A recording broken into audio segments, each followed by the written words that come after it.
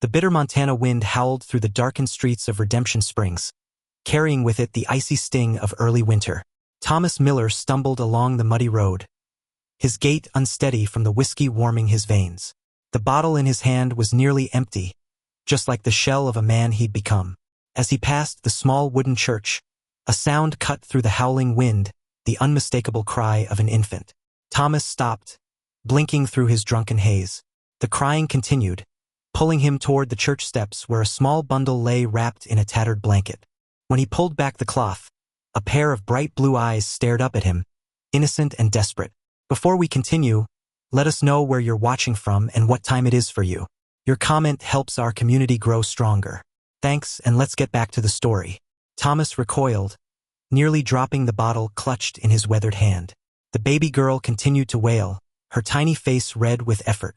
He glanced around frantically, hoping to spot anyone, who might claim this abandoned child. The streets remained empty, most folks sensible enough to stay indoors on such a brutal night. Hellfire? Thomas muttered, his breath forming clouds in the frigid air.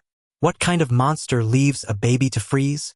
He awkwardly scooped up the bundle, tucking it inside his threadbare coat. The respectable thing would be to take the infant to Sheriff Wilson or Reverend Parker, but both men had made their opinion of Thomas Miller perfectly clear.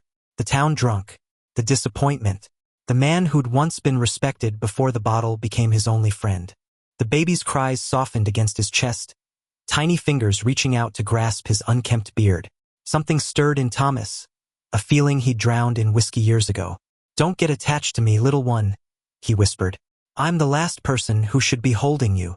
His dilapidated cabin sat at the edge of town, a fitting home for a man the community had pushed to its margins.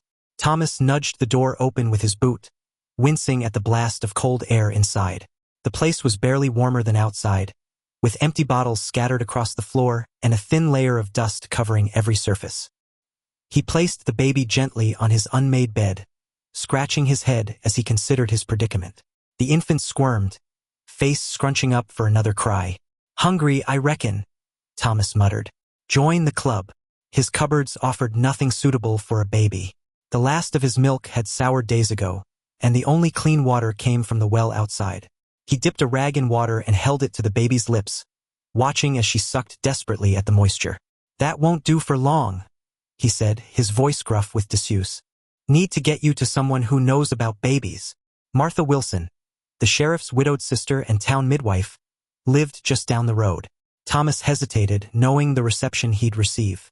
Martha had delivered his son 8 years ago, the boy who died alongside Thomas's wife during the fever that swept through town. She'd watched Thomas's descent into the bottle with a mixture of pity and disgust. The baby's cries strengthened, echoing through the bare cabin. Thomas bundled her back up, tucking the blanket around her tiny body. "All right, little one, let's find you some proper help." The knock on Martha Wilson's door was hesitant, almost apologetic. When she opened it, lamp in hand, her expression shifted from curiosity to disdain. "Thomas Miller, what brings you to my door at this hour? The saloon finally throw you out?" "Found something?" Thomas mumbled, opening his coat to reveal the whimpering bundle. "Someone left her at the church steps." Martha's demeanor changed instantly. She pulled Thomas inside and took the baby from his arms with practiced ease. "How long has she been in the cold?" she asked, unwrapping the blanket to examine the infant. "Don't rightly know. Found her maybe half an hour ago." Martha laid the baby on her kitchen table, checking her thoroughly. "She's cold but not dangerously so. Hungry, I'd wager." She glanced at Thomas, noting the unusual clarity in his normally bloodshot eyes. "You did right bringing her here." Thomas shifted uncomfortably under the rare praise. "Figured you'd know what to do with her." Martha moved efficiently around her kitchen, warming milk and mixing it with water. "She needs proper care. I'll take her to the Hendersons in the morning. They've been hoping to adopt for years." Something in Thomas's chest tightened unexpectedly. "Just like that? Don't we need to look for her mother? A woman desperate enough to abandon her child on a night like this either doesn't want to be found or—" Martha's voice trailed off as she tested the milk temperature on her wrist. "Or she's dead," Thomas finished flatly. Martha nodded, lifting the baby and feeding her with a cloth dipped in the milk mixture. The infant drank greedily, tiny hands flailing with enthusiasm. "You can go now, Thomas," Martha said without looking up. I'll handle things from here. Thomas hesitated, watching the baby's eyes drift closed as her hunger was satisfied. Those innocent blue eyes had looked at him without judgment, without seeing the failure he'd become. I found her, he said, the words surprising him as much as Martha. I should make sure she's taken care of proper. Martha's eyebrows rose. And just how do you propose to do that? You can barely take care of yourself. The truth of her words stung, but Thomas stood his ground. I've got a roof, can get some supplies, just until we find her family or... He faltered, uncertain why he was arguing to keep the child. Thomas Miller, you haven't been sober for more than a day in 3 years, Martha said, her voice gentler than her words. A baby needs constant care, clean conditions, regular feedings. I can learn, Thomas insisted, a determination in his voice that had been absent for years. Just give me a chance, Martha. One chance. He swallowed hard. Please. Martha studied him, seeing past the unkempt beard and worn clothing to the man she'd once known. A respected carpenter, a loving husband, a proud father.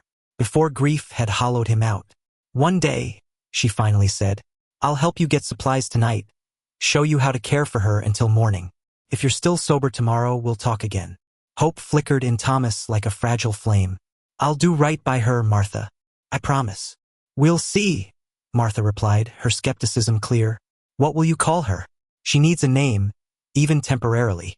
Thomas looked at the sleeping infant, thinking of how he'd found her at the church where he hadn't set foot since burying his family. Grace, he said softly. Her name is Grace. The first night was the longest of Thomas's life. Every twitch and sound from the makeshift crib, a drawer lined with his cleanest shirts, sent him scrambling to check on Grace. Martha had left him with diluted milk, clean rags for diapers, and stern instructions about feeding and changing. By dawn, Thomas's hands trembled from exhaustion and the beginning pangs of withdrawal. The familiar ache for whiskey gnawed at him, but each time he glanced at Grace's sleeping face, he found the strength to resist. One day he'd promised Martha. One day of sobriety to prove he could be trusted with this fragile life. As sunlight crept through the dirty windows, Thomas realized his cabin was no place for a baby. Empty bottles lined the shelves. The floor hadn't been swept in months, and the only furniture was his bed and a rickety table with a single chair. Driven by a purpose he hadn't felt in years, Thomas began to clean. He was scrubbing the floor when Martha arrived, her knock startling Grace awake. The baby's cries filled the cabin as Thomas hurried to open the door. Martha's surprise at seeing him sober was evident. You're still here, she observed, stepping inside to survey the half-cleaned cabin. And making improvements, I see. Thomas lifted Grace from her makeshift bed, awkwardly attempting to soothe her. She didn't sleep much, neither did I.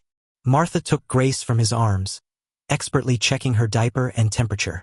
She seems well enough. You managed the night.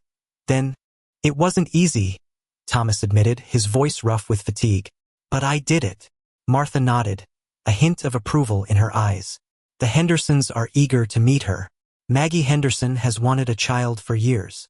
Thomas's jaw tightened. I said I'd care for her. For one day, Martha reminded him.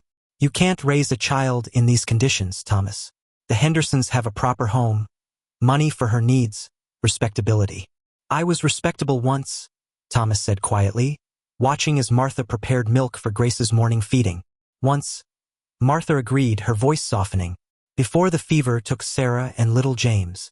The names of his wife and son hung in the air between them. Thomas hadn't spoken of them in years, couldn't bear to hear their names, couldn't save them, couldn't be the man Sarah married afterward. Martha handed Grace back to him, showing him how to position her for feeding. Grief changes people, Thomas.